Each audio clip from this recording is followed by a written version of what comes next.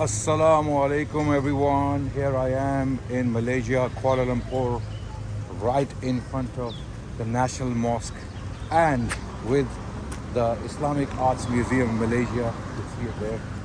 I'm going to show you some absolutely amazing gems in this museum. This is one of the best Islamic museums in the world due to the fact that it has some of the best Islamic historic objects in it. So we will inshallah share a lot of this stuff with you. Swords belonging to Muslim kings from the Indian subcontinent, Quran manuscripts from the Mamluk period, from the Ottoman period, from the Mughal period, Islamic art pieces. We're going to show you glimpses. This is not going to be an exhaustive tour of the museum. That you will have to do when you come to Malaysia. This is one of the reasons, among many reasons, you must come to Malaysia. It's a beautiful country, very clean, very organized, and very beautiful. The climate, I like it. People say it's warm, but it's not warm for me. And partly, one of the biggest reasons you should come here is this museum. It's an absolutely mind-blowing museum. We're going to see some of the collections in there. I'm going to show you some glimpses into what we have here. Assalamu alaikum. Assalamu alaikum. Here we are in the very first section. When you walk into the museum, you see all these models of Islamic sites around the world. You see the model, a beautiful model of Masjid al-Haram, the magnificent Masjid al-Haram. Allahu Akbar. Okay, so we're gonna move on to some other model. I think this is the Abu Dhabi Mosque. Okay, this is Dome of the Rock. Everyone. Okay, I'm going through this museum, the Umayyad Mosque in Damascus, which I have the honor of visiting. I prayed inside that very mosque. By the way, this masjid in Damascus is still in very much original condition. When you go to see this masjid in Damascus, when you do go to Damascus, the walls around this masjid, the Umayyad Mosque, are actually from the Greco-Roman period. You will see Greek written on the walls, which I have seen myself. So I'm going to give you some very important Islamic history tips as we go along. You know, I have that germ inside me, so you will get a lot of extras. So don't switch off. Keep watching. You'll see a lot of absolutely amazing, shocking, inspirational stuff in this museum. This is also a very important masjid. If I'm not mistaken, this is the mosque of Ibn Tulun. Absolutely, I'm right. You see, you got thank me for all that. MashaAllah, all that knowledge. This is Ibn Tulun Mosque. Okay, Ahmad Ibn Tulun was an Abbasid governor who declared his independence from the Abbasids and built this magnificent masjid that stands to this day in Egypt, not very far from Cairo. So I have his coins, by the way. Ahmad ibn Tulun, I have his gold dinar in my collection. Allahu Akbar. And what is this? This looks like Central Asian, somewhere in Central Asia. I think this is mosque and mausoleum Kalyan. Where is that? Uzbekistan, Bukhara. I'm right. Okay, I've never been there, so that's why I didn't recognize it. But inshallah, hopefully, in near future, I will be there. So this part is basically about these absolutely amazing Bibi Khanum Mosque in Uzbekistan, Samarkand. Allahu Akbar. Imagine if the model is this magnificent. What? Al-Hamra. Allahu Akbar. My favorite Al-Hamra. Okay. Court of the Lions. The famous Court of the Lions. Al-Hamra Palace. One of my favorite places. I have done a vlog recently. You can watch it on my channel, specifically on Al-Hamra and Cordoba Mosque. I'm sure there is a model for Cordoba Mosque as well. Absolutely amazing. Okay, guys, I don't want to spend too much time here, okay, because I really want you to look at the manuscripts and other artifacts too. Although this is an absolutely amazing part of the museum, they have put all these beautiful models. You can come back here or come here and check the details yourself. Inshallah, I just want you to have a very quick glimpse into these Islamic monuments around the world. I'm not gonna discuss them now. This is again Turkey, the Blue Mosque. Okay, actually Suleymaniya. This is Suleymaniya Mosque. Okay, it's a model. It gives you a sense of appreciation of what Islam and Muslims have built. I'm assuming this is the Badshahi Mosque in Lahore. Allahu Akbar. An absolutely beautiful model. I've been there. This was built by the Emperor Aurangzeb Alamgir, okay, in the 17th century, 1600s, okay, everyone. So remember the Badshahi Mosque. Behold, Taj Mahal, or Taj Mahal, built by Shah Jahan, Emperor Shah Jahan, in memory of his wife, his beloved wife, who died in childbirth. I think she was giving birth to the 14th child of the emperor, and she died. She was the mother of the famous, the mighty Aurangzeb Alamgir. This tomb was built by Shah Jahan as a token of his love for his beloved wife, who went through, a lot of challenges and difficulties in his life with him. She backed her husband throughout. Okay, so this is a very special monument here, depicted. Okay, and what is this? Have a look at this one. Okay, everyone. So, what is this? Right. This is Western Great Mosque in China. Wow.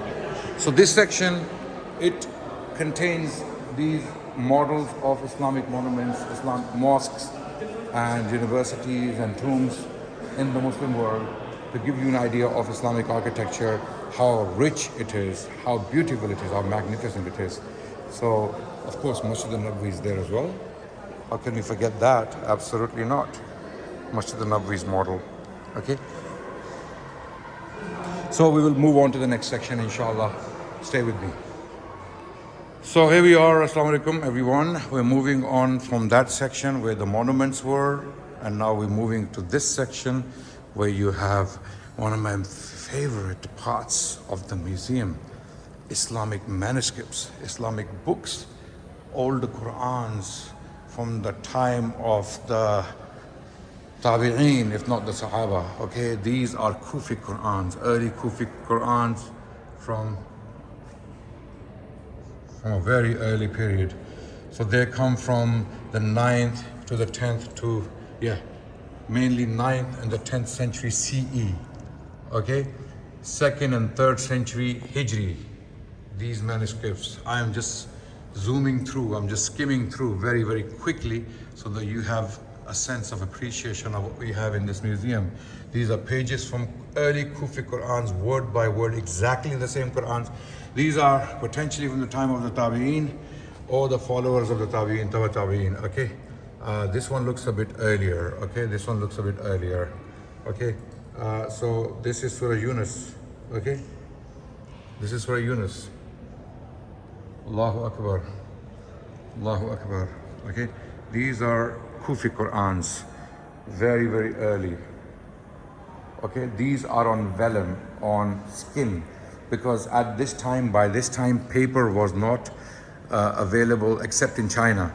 And the Muslim armies, there was a battle called the Battle of Talas in Central Asia between the Chinese and the Muslims, the Abbasids. So some Chinese prisoners, they knew how to make paper. So they taught the Muslims how to make paper. And this is how paper became widely spread throughout the Muslim civilization. And then this substance called vellum was abandoned in favor of paper. There were paper mills produced throughout the Muslim civilization, all over the Muslim world. And then, lo and behold, book markets in Baghdad and Damascus and Cordoba, and books on science and philosophy and literature were produced after the Battle of Talas. Chinese prisoners who came, who were captured by the Muslims, and they taught Muslims how to make paper. So I just wanted to share that, tip, as they say. These are some beautiful later vellum examples in this museum. My brothers and sisters, you have to come to this museum. When you come to Malaysia, or if you live in Malaysia, if you haven't been to this museum, Museum of Islamic Arts, okay, you are missing out big time. It's right opposite the National Mosque in Kuala Lumpur. Okay, here we have some later examples of Islamic manuscripts. Calligraphy. We have company now. We have company, as you can hear. Okay, look at this, everyone.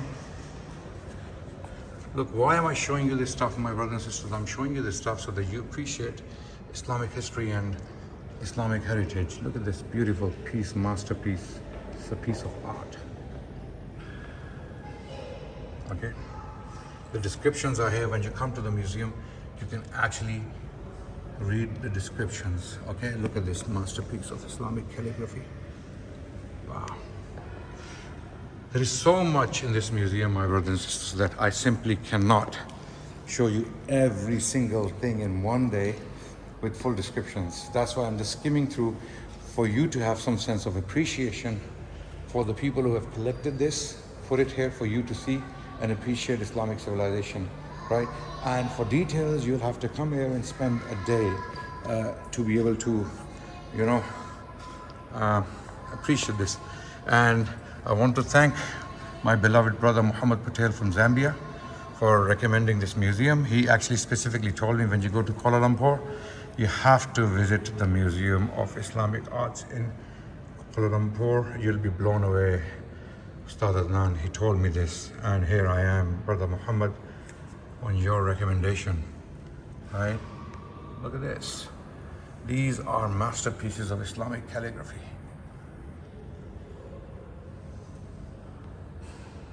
Now we're going to move on to some Islamic manuscripts. Guys, look, this stuff is gold, literally gold, not in the metaphorical sense, but there has been gold applied, pure gold applied to decorate these manuscripts. Okay, let's say, for example, this particular one, number 3, look at this, copied by Ahmad bin Nairizi. Okay, dedicated to Fateh Ali Shah Qajar, Persia. This is from Persia. It's a Persian masterpiece. Okay, look at these, absolutely amazing. These are all gold plated and they're old, 300 to 400 to 500 years old, everyone. Again, I'm not going to give you details for every single item here. This is where they kept pens and ink. This is the ink pot, and the long thing with it is where the column, the pens were kept. Look at this, subhanallah. Look at this decoration, everyone. It's a binding. Okay? Subhanallah, look at this. So, look, again, I simply cannot show you every bit of it, but I just want you to have some sense of appreciation for this museum and the hard work that's gone into it. These are some Quran manuscripts, gold plated. When people say, oh, this is gold, what they mean is in value is very high, but here literally this is gold because real gold has been applied to decorate these Quran manuscripts over centuries. Muslims took a lot of time and, care in producing these manuscripts. As you can see, guys, this is not a joke. This is the fruit of the Muslim civilization. Muslim expression in art, Islamic art at its peak par excellence. Look at this, Turkish. It's a Turkish masterpiece. Ottoman, late Ottoman. As you can see in the description.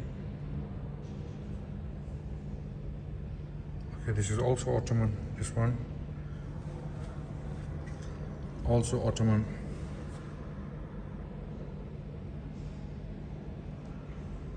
Sorry if the screen is moving back and forth, because I want you to have a look into what this really is. Okay, look at this one. So guys, I just don't feel like moving on, seriously. Look at this. You just have to come here.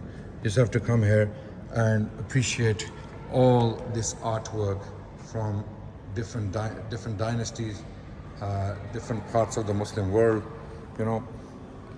Mughal India, Ottoman, Turkey now, and Qajar Persia or Safavid Persia, and the Mamluk period. For example, if you look at these examples, right, here you see some of them.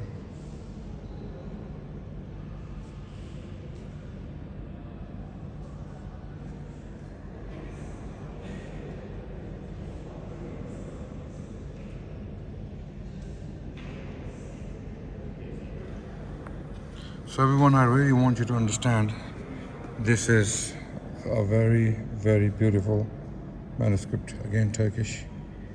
I'm pretty sure this is also Turkish.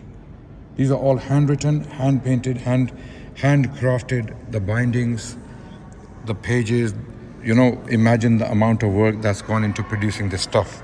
Okay? Paper making is one thing, then specific types of paper, then ink making, then actually crafting the pens, creating or making the pens, manufacturing the pens to get the right dimensions in terms of the script. Every single thing was done very, very carefully. Everything was done very carefully. Then gold, you see this gold? Some people might be getting bored because they're not really into history. But guys, this is what I'm trying to do. I'm trying to get you guys into history so that you understand what our predecessors have created. We are not even aware of this stuff. We don't even know this exists. That's why Mamluk masterpieces. Look at this. Absolutely amazing, beautiful. Allahu Akbar. Look at this. Guys, when are you going to appreciate Adnan Rashid? Not because I made this Quran, no, I transcribed it because I'm bringing this to your attention. Allahu Akbar. When are you going to appreciate Allah who created this civilization, who gave the Quran to us? And the Quran gave rise to this kind of artwork, this kind of beauty. Look at that one. Look. Allahu Akbar. Just look at that. Just look at that, everyone. I just want you to appreciate this.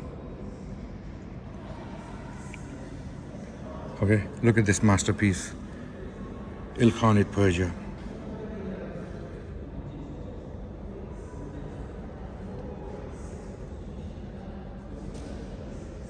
Okay, Ilkhanate is basically Mongol period. Later Mongols are called Ilkhanids. So this is from 704 Hijri. This is basically more than 700 years old. This particular manuscript was transcribed more than 700 years ago. It's Ilkhanid from the Mongol period, when the Mongols were ruling the Muslim world and they had become Muslim. Many Mongol sultans had accepted Islam later, and instead of destroying Islam, they started to serve Islam. How ironic. Okay, as I said, there is so much to see here. It's unbelievable. Okay, here you have some dua books called the Lail Khairat, nicely decorated, beautiful masterpieces. Again, some Qurans or dua books in scrolls. Look at this.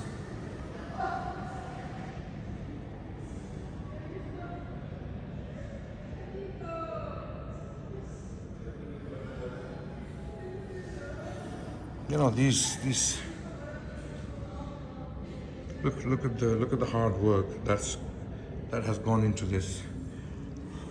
By the way, everyone, each and every single one of these pieces, it would have taken at least a year to produce. Transcribing it, decorating it, binding it. I mean, if you include paper making process, then the time increases. Imagine the amount of paper Muslims are producing and amount of manuscripts. This is only tip of the iceberg. If you go to global museums and other places, another museum I would strongly recommend is Chester Beatty Library in Dublin, Ireland. There was an American businessman called Chester Beatty. He collected Islamic manuscripts that can be found in Dublin. Okay, there are also some of the amazing masterpieces are there. Look at this one. Amazing, absolutely amazing. Again, for details, my brothers and sisters, you're gonna have to come to the museum. I'm just skimming through, I'm just really going through. These are all handwritten, everyone. Just keep that in mind. Hand decorated, handwritten. These are absolute gems, masterpieces. Watch this video with family. Let your kids watch this and let them appreciate these masterpieces. Okay, these are some of my favorite Qurans. These ones, they are from the Indian subcontinent. Not because they're from the Indian subcontinent, but because the script is so beautiful. It's called the Bihar script. This is about 600 years old at least. This Quran manuscript is at least 600 years old. So you have the Quran manuscript, the Quran text in the middle, and then you have the commentary on the margins, which is at least 600 years old.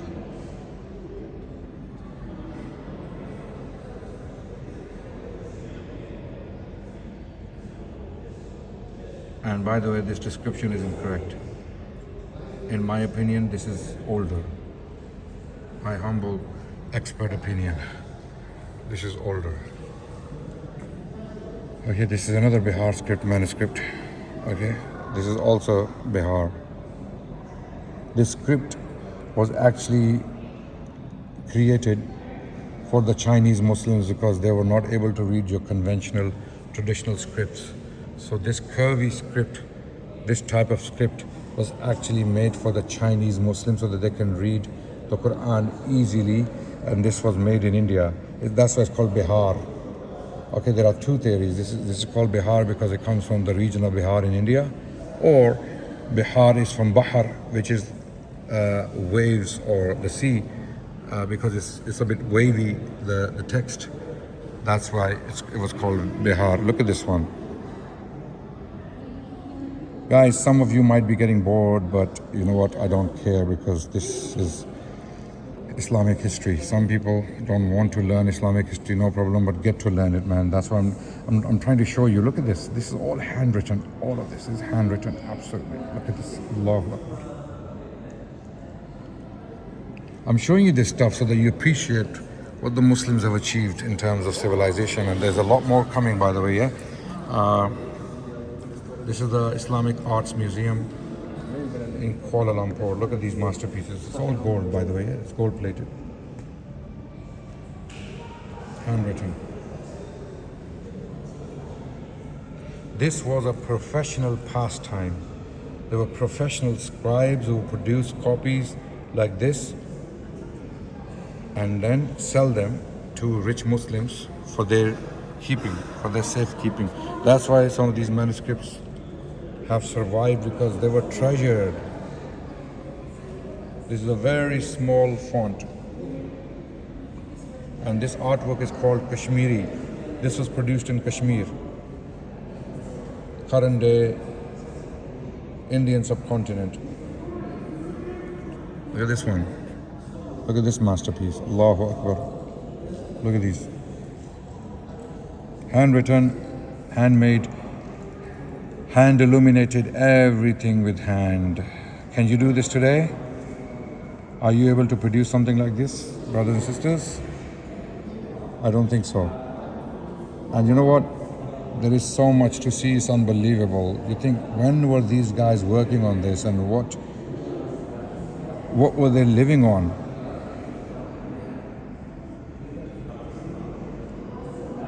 So this is Arabic script of the Quran, and then in the red ink underneath you have Persian translation, and you have the commentary as well. Look at this. This is commentary in Persian. I'm pretty sure this is Tafsir Husseini. Muhammad Hussein Waiz al-Kashafi was a Muslim Sunni scholar from Herat who had authored this tafsir called Tafsir Husseini in the Persian language, tafsir of the Quran, which was very popular in Mughal India in particular, and he died in 1910 Hijri. So from his death onwards, his tafsir became very, very popular. I just want you to have a sense of appreciation for the development of Islamic scripts. Okay, here we have different types of Islamic scripts. Okay, look at this. Sorry, one second. This is Kufic, the top, and then there is Eastern Kufic, then there is Maghribi. When you have Nastaliq from India and Persia, you have Divani, very beautiful script, one of my favorites. Square Kufic, very popular during the Ilkhanid period. Then you have Thuluth here on top. Then you have Nasakh. Then you have Muhakkak. And then you have Rayhan. And then you have Tawqi. And then you have Riqa. Okay? So these are Arabic scripts, and the Qur'ans you have seen thus far are in these scripts pretty much. And then you have some of these documents, nicely decorated. Other Qur'an manuscripts from, I think, these are Dagestan. These are from Dagestan, everyone. Anyone from Dagestan, give me a shout out. Dagestan, Caucasia. Okay, Caucasus Mountains, not Caucasia. Okay.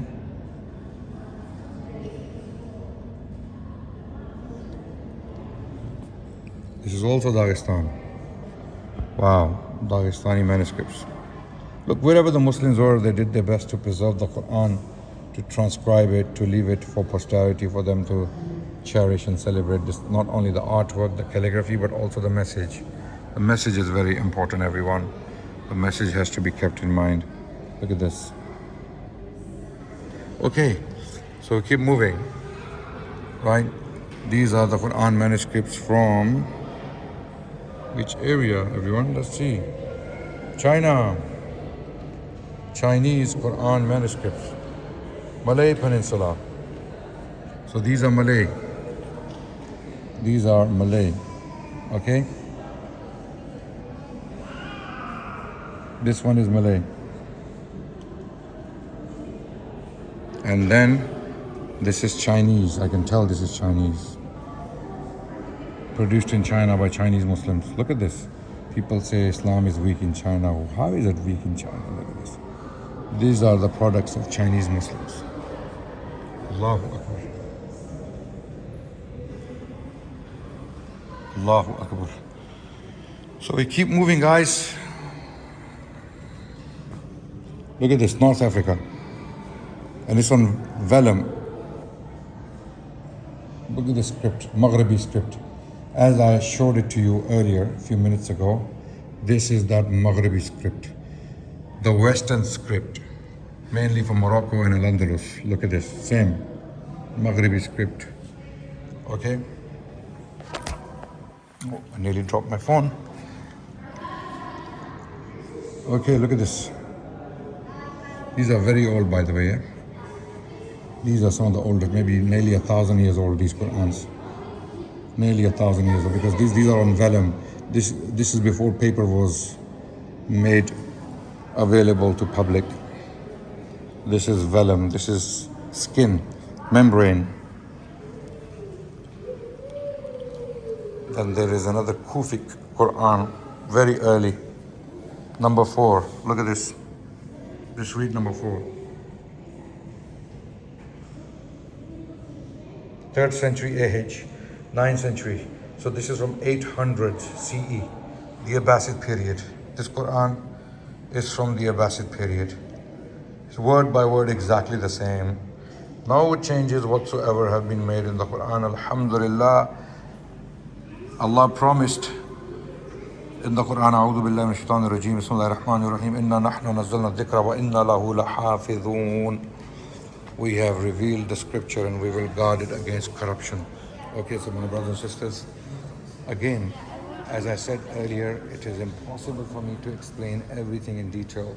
I'm just giving you glimpses into it so that you appreciate this art. Look at this masterpiece. Allahu Akbar, it's a giant copy.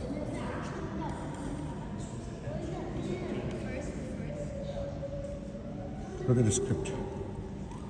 I think this is Muhakkak. This is Muhakkak script, like I showed you earlier. And this one. Look at this one. Allahu Akbar.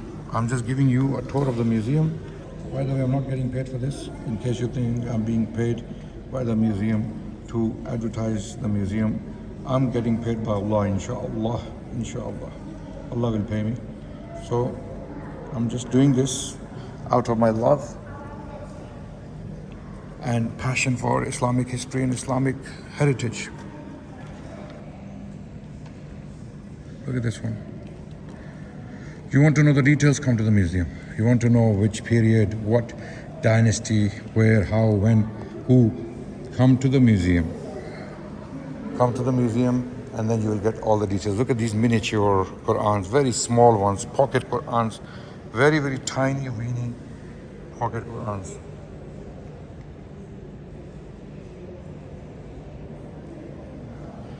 Tiny weeny. This is one of my favorite ones. It's very cute. This one is in Bihar script. Sorry, it's upside down.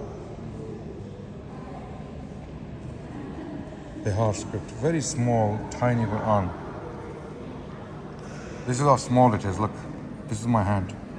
Look, this is my hand. Look, it's just like this small, very small, and it's so beautiful, so beautifully put. This is a very early Quran, by the way, everyone. This is an early Quran. It's Kufic, by the way. Sorry if you can't see it.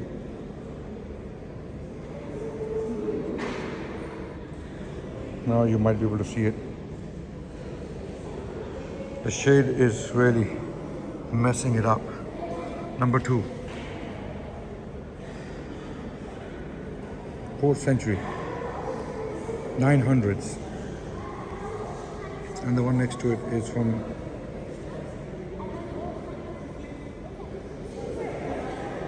this one.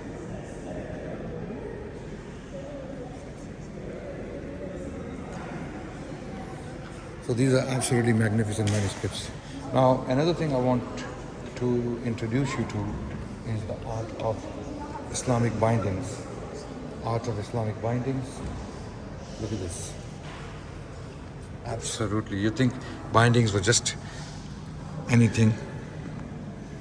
Look at this. They were Muslims were producing bindings.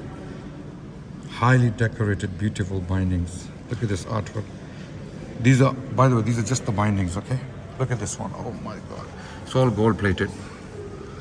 It's gold plated, everyone. Look at the decoration and the calligraphy on it. It's just the binding. It's the outer box where the book was kept. Not the box, sorry, the binding. It's jilled. Look at this. See the artwork. So there were specific artisans and people who were just doing the bindings, working on the bindings. Of course, there were also calligraphers, because look at this calligraphy on the binding. It's not inside the book, this is outside. Magnificent. Allahu Akbar. Look at this. Persian bindings. Look at this one. It's a masterpiece.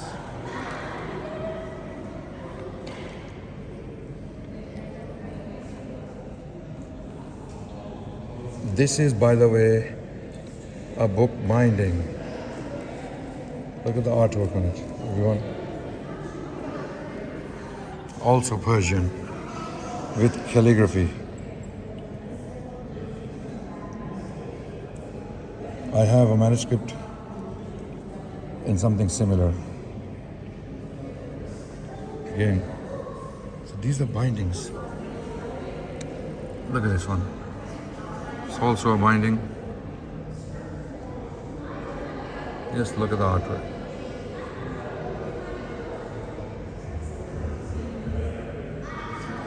So where am I, everyone? I am in the Islamic Arts Museum, Kuala Lumpur.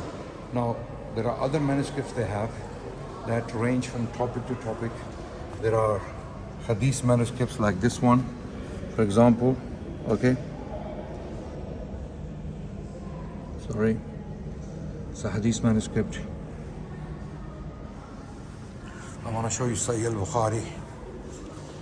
Sahih Bukhari in the Maghribi script, possibly from Morocco.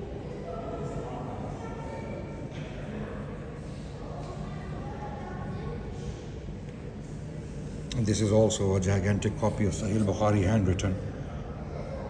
Just look at the hard work that's gone into it. Haddathana, haddathana, haddathana. It was narrated to us, it was narrated to us, it was narrated to us. So Imam Bukhari is giving his authorities.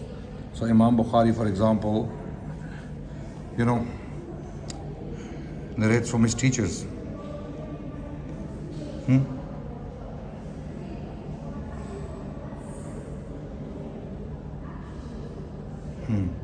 Subhanallah, this is amazing. So the sanad is there as well. Masterpieces have to come here.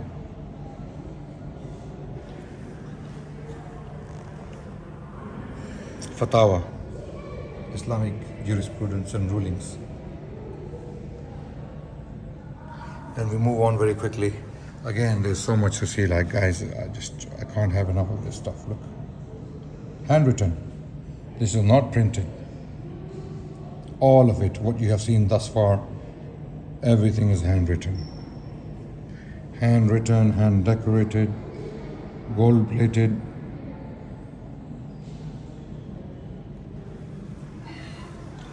So now we move on to other subjects. There are a lot of miniatures, paintings, okay, calligraphy masterpieces, as you can see. Okay. You can come and see them. This one. Oh, look at this one. Hand. This is gold. This is calligraphy in gold. They use pure gold to transcribe this.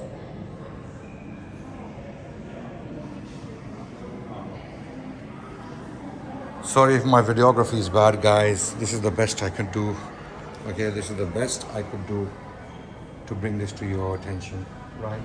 There are science manuscripts here on astronomy, medicine, surgery.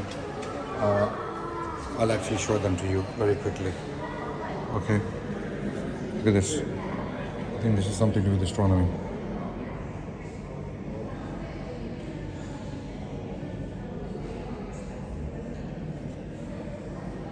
The Muslim, they say the Islamophobes, Islam haters say Muslims are backwards, really?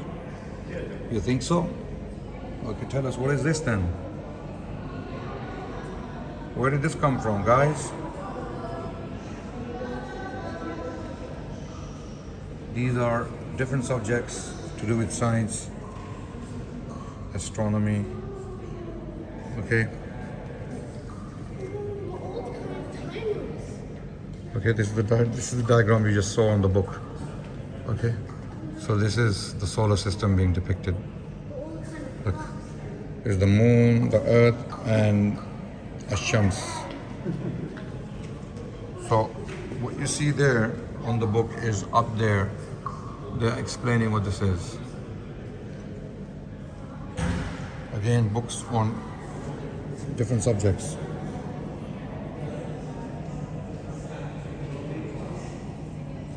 Treatise on the principles of the planets.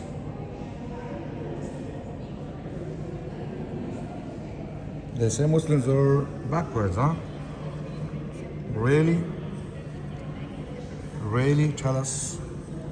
If a backward people could produce this, this is where you got the Western science from. This is where the Renaissance came from. Brothers and sisters, let me give you the news.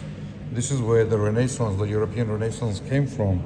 It's another thing that the credit where it's due is not given always. In fact, the Muslim civilization is mainly belittled in the Western world, in Western institutions, and on mainstream Western news outlets. Because there's an agenda, there's a political agenda to downplay Muslim advancement in science, technology, literature, intellectual pursuits. This is the living evidence thanks to the Museum of Islamic Arts in Kuala Lumpur. Astronomy.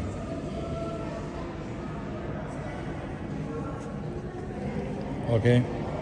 This book is by Muhammad bin Muhammad ad-Dailami, Mughal India, 10th century AH, 16th century CE, Mughal India.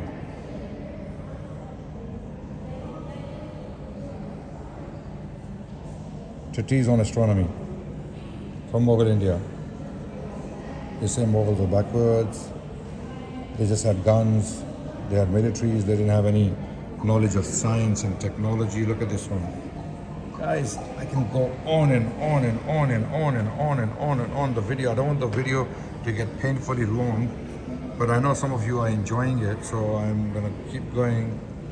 Okay, guys, this is, you have to watch this in slow. Don't do 1.5 or 2 to speed the video, because this is the stuff you want to behold. Look at this. These are those Islamic instruments called astrolabes. Muslims invented these or pioneered these and took them to the next level or a different level, and these were used for measuring heights and depths and distances and things like that. Astrolabe, as you can see there, it's been described. Astrolabe. This is what this instrument is about. These are original examples. So look at this. Muslims were backwards, huh? The Muslim civilization didn't do anything. There are these neo-atheist Islamophobes, Christian missionaries are always saying that the Muslims didn't do anything. Really? Come to a museum, boys, and you will see all this artwork and literature and poetry. In fact, Muslims were the most bookly people in the world for over 1,000 years. There are some other treatises here. Look at this, on medicine or anatomy, I think. Yeah. Human anatomy.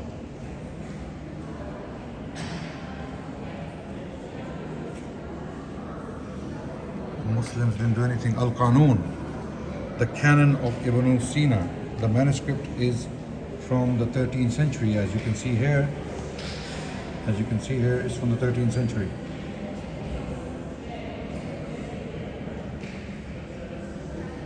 Okay, this is a manuscript of Al-Qanun of Ibn Sina.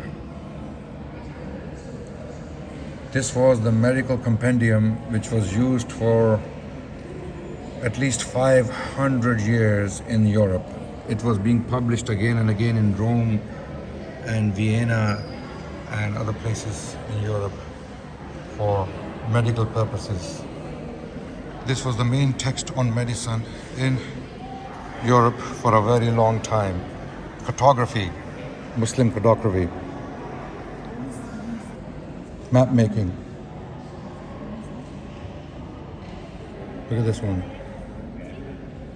Muslim cartographers were producing works of cartography.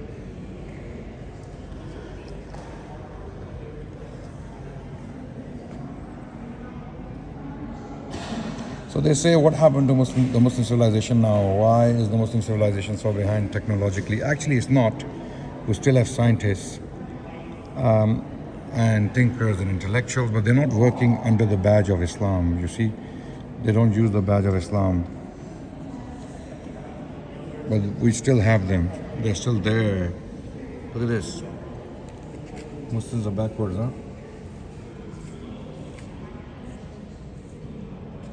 So I'm not trying to prove anything to anyone. I don't care about these Islamophobes and these haters and these lying scumbags who are always lying on the Muslim civilization and deliberately ignore what the Muslims have produced. You know? Look at this. I think this is just a book on chess.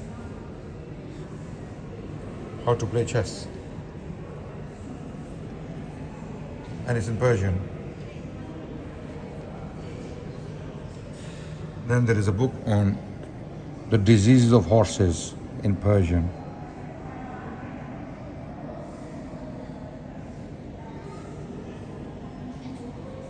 I'm assuming this is from Mughal India. So, brothers and sisters, this was the books section. Wallahi, there is a lot more. Like, for example, Shahnama. I mean, I try to move forward, but there is something that comes up. Shahnama of Firdausi. Firdausi was a Persian poet, actually the father of Persian poetry. He revived the Persian language through his long epic poems collected in a work titled Firdausi, Shahnama. This is the Shahnama of Firdausi. Firdausi was a poet active in the court of Sultan Mahmud Ghaznavi in the late 10th century or early 11th century in Ghazni, current Afghanistan. Okay, so as I said, there is a lot here, everyone. There's a lot that I could not explain because I don't have the time. The video is going to get painfully long, but I really want you to appreciate what this museum possesses. I'm going to show you very quickly some more highlights. There's a lot here, wallahi. There is calligraphy in the hands of the Mughal emperors. There are the divans, for example. There are royal decrees, like such as this one, really big, massive royal decree from the Mughal emperor Bahadur Shah, right? There is this Mughal decree from Dara Shakoo, Shah Jahan's son. His stamp is there. Dara Shakoo is written there. Aurangzeb Alamgir's brother, this is a letter from him. Okay, all this stuff is just worth beholding, worth looking at. Look at manuscripts on top of manuscripts. Quran manuscripts belonging to important figures in Mughal India. There's a lot of good stuff here from Mughal India, everyone. These are paintings or artwork of Mughal painters. This is the name. Amal Anup Chitar, Sana Ahad. Okay, this is the work of Anup Chitar. He was a Hindu painter who painted this for a Mughal emperor. Okay. This handwriting is the handwriting of Aurangzeb Alamgir, because this says Khat-e Khas Alamgir Badshah. This script was written by or transcribed by Alamgir Badshah. You can see there, clearly written. And what is written? Shabih. Okay? Shabih of the name of the person is Saf Shekan Khan. It says Saf Shekan Khan. Amal Abul Khair. The painter was Abul Khair, and this was transcribed by Aurangzeb Alamgir. He is the one who wrote this. Shabih Saf Shekan Khan, one of his generals. Saf Shekan Khan means the one who breaks the lines of the enemy. Saf Shekan means the one who breaks the lines of the enemies. This is Saf Shekan Khan, actually acknowledged by the emperor himself, Khat-e Khas Alamgir Badshah.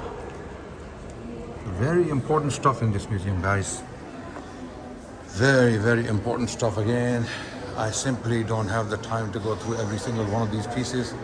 You would have to come here, spend an entire day. Now, this one shows the procession of a Mughal king through Delhi, Akbar Shah II. Look at this. Okay, for a sense of appreciation for what this is. This is the procession of the Mughal Emperor Akbar Shah II through the streets of Delhi. Look how it's depicted. And this is a British officer on top of the elephant. You can see there court dignitaries, and you will see the king there. This is the king on top of the elephant, King Akbar Shah. Akbar II, also known as Akbar II. That's him. And it's like a panoramic view. You know, like we have the Bayeux tapestry from the 11th century depicting the Battle of Hastings that took place in Britain when William the Conqueror, also known as William the Beep, I'm not going to say the word, this is like a panoramic view of a Mughal procession in the early 19th century through Delhi. And it's here in this museum. You can come and see it. Guys, look how long it is. Look. All the paintings of Mughal emperors. Again, manuscripts. And I wanna, oh yeah, this is very special. Handwriting of the Mughal emperor Shah Jahan. This is his handwriting. The Mughal emperor Shah Jahan, he wrote this note on this work of history. This work of history, basically it's a history book. Shah Jahan had personally read the book, you know that for a fact, because he wrote this.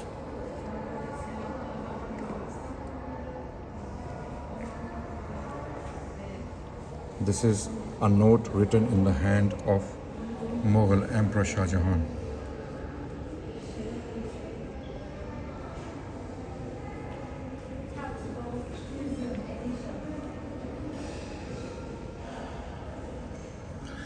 So this was very important. This is the personal seal of the Mughal Emperor Shah Jahan with his title Sahib-e-Quran Thani. This is his knife.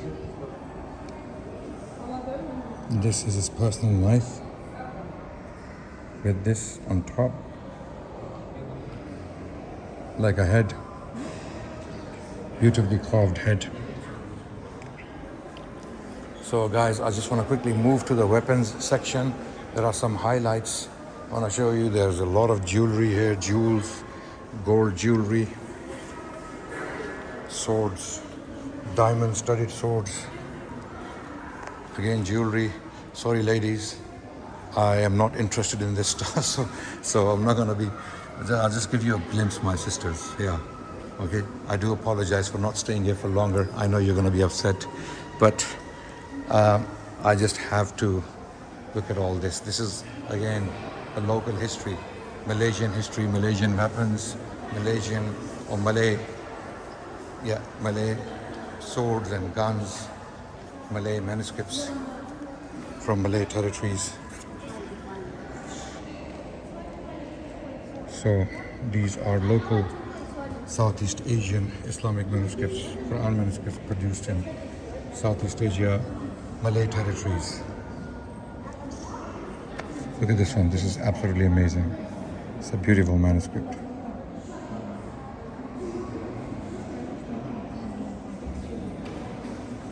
Guys, I'm sorry if the video is getting long, but this museum is, I'm giving you a free of charge tour of the museum so that you actually come here and look at this stuff yourself. Look, I'm just passing through. A lot of this important is that these are stamps. There are pieces of art there. I'm just going to quickly take you upstairs to show you some swords. Okay, there are swords that belong to Mughal emperors.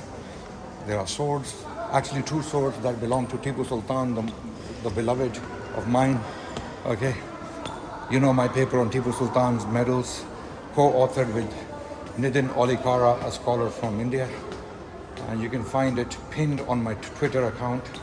You can read that paper on Tippu Sultan's medals, and here it is, Tippu Sultan's rifles. They say Muslims are backwards in India.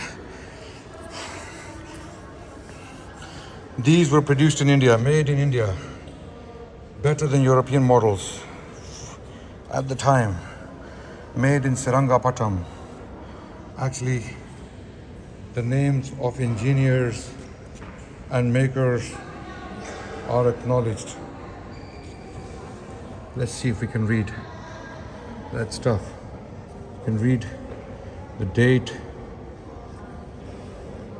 There's poetry on this. The name of the king is there. These are his weapons. Tippu Sultan created these rifles, these guns in India, Seringapatam. And there's a depiction of his defeat where he died fighting on the battlefield in 1799, May 1799. The Sultan died fighting, hand-to-hand battle. There you see a depiction of a British soldier going for his belt, diamond-studded belt. And Tippu Sultan, who was injured at the time, he went for the soldier, and as a result this soldier stepped back and shot him in the temple, and that caused the Sultan to be shaheed. So again, for details you have to come here, guys. These are his rifles, and these are also his commemorative or decorative arrows and quiver and a rifle produced in his factory, Sarangapattam. This was top of the range in the 18th century, better than the British and the French model, everyone.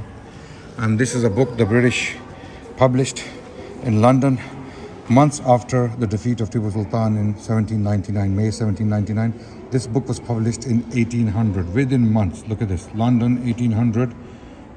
A view of the origin and conduct of the war with Tippu Sultan. Published in London. This is Tippu Sultan. Rahmatullah alayhi, Shaheed. It was about Tippu Sultan.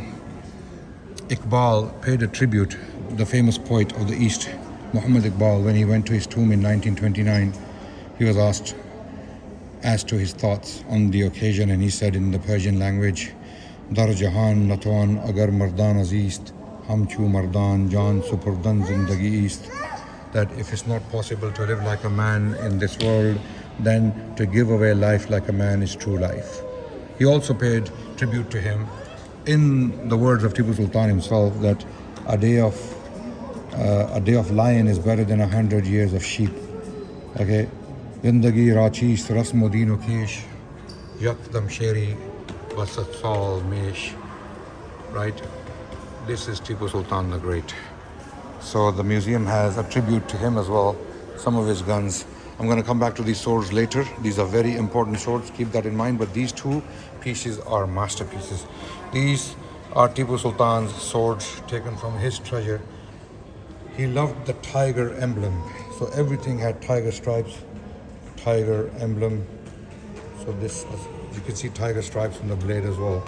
Deliberately carved to give it a tiger look. Because Tippu Sultan loved tiger as an animal. That was his favorite beast, and he put tiger on every single thing, even on his guns. Look at this one. These swords, at least they are in millions of pounds now. One sword is worth millions of pounds because one of these swords was sold. Tippu Sultan's sword was sold recently for 14 million pounds. 14 million pounds in a British auction. You may be thinking that's crazy, but that is true. These are Tippu Sultan's swords. Now these four swords here belong to these four Mughal emperors, so that you know what we are looking at. Akbar, his son Jahangir, and then his son Shah Jahan, and then his son Aurangzeb. So these are the swords of these four Mughal emperors respectively. That sword belongs to Aurangzeb Alamgir, sorry. That's the hilt. So that's the, see the decoration? See how beautiful it is. That's his sword, because there is a signature on the sword in his name. That's the sword of his father, Shah Jahan. Okay, I'm sorry if it's too dark to picture. That's the sword of Jahangir, Emperor Jahangir. And that's his father's sword. So when you come and look at these things in person, it's a lot better, guys. So look, these are some of the weapons from the Muslim civilization, later on produced. Handguns, manuscripts on warfare, okay, swords, diamond studded, gold illuminated, jade riddled weapons, daggers, knives, okay, absolutely amazing, mind-blowing stuff from India, the Indian subcontinent. India was very, very rich before it was colonized by the British Empire, and then it was literally, I mean, it was ravaged. Financially, India was emptied. Look at this. This is the handle of the hilt of a knife. Okay. And this is how you know these guys used them. This is a real painting from the time. Look at their weapons. Look. Look, their knives and their swords. They are wearing these weapons on them. They are wearing these weapons on them. Look. So you see this one? The one with the horse head? Let me show you one, what it looked like. Oh, this is a ram's head, but then there were those with the heads of horses like this one. So these are original weapons from the time. Okay? These were armors. Again, I'm moving very fast. Guys, so again, there is a lot I have left. I have left it deliberately because I don't want to exhaust you with details and too many images and pictures. I know you might have enjoyed this vlog, and if you didn't enjoy, I'm sorry. I didn't mean to, you know, overwhelm you with images and content and historic facts, but this is me. This is what I do. This is what my channel is about. Islamic Arts Museum in Kuala Lumpur. Don't miss out. You will be blown away by the magnificence, the sheer magnificence and the magnitude of the work of the Muslim civilization and what the Muslims produced over time. There is a timeline here that you can go through from the early Islamic period to all the way to the Mughal Empire later period. There is a gallery for coins, there is pottery, there are carpets, there are paintings, there are utensils carved in gold and silver and studded with diamonds. There are swords like this one. Look at this, Allahu Akbar. Ottoman sword by Ahmed al-Khurasani. Look, this is absolutely, you know, so why am I telling you to come here? So that you appreciate the greatness of the Muslim civilization, so that the Muslim youngsters get to know what Islam produced as a religion in terms of civilization. This is the fruit of the Muslim civilization, the Islamic civilization, all the works of science, philosophy, literature, poetry, weapons, artwork, artistic expression, carpets, paintings, you name it. This is the doing of the Muslim civilization, everyone. You cannot separate the Quran from all this. This is the fruit, okay? So you need to know, you need to understand that this is Islam. This is what Islam produces, a civilization. So come to this museum and you'll appreciate more. You need to learn your history. You need to know your history so that you can teach the world and you can tell them. Anyone who comes to you and talks to you in your face telling you Islam was backwards, Islam didn't do nothing, show them this. Send them my vlog. Tell them to subscribe to my channel. Okay? So, yeah, you can't ignore this. You can't just put this aside. You can't just brush this under the carpet. You can't. This is too much. Go to Topkapi Palace in Turkey. Go to, for example, go to Chester Beatty Library in Dublin. Go to the British Museum. Go to any good Islamic museum in the world. And this is one of the top ones, everyone. Look at this pottery. Look at this pottery. I'm just walking around, okay? So please, don't miss out. If you are in Malaysia, you have to come to this museum. Visit this museum. The Malaysians who are living in Malaysia and the non-Malaysians who are living in Malaysia, don't miss out. And those who are not inside Malaysia, come to Malaysia just to see this museum. On that note, everyone, make dua for me, and there's more content coming. Assalamu alaikum. Sorry for the long video. Assalamu alaikum wa rahmatullahi wa barakatuh.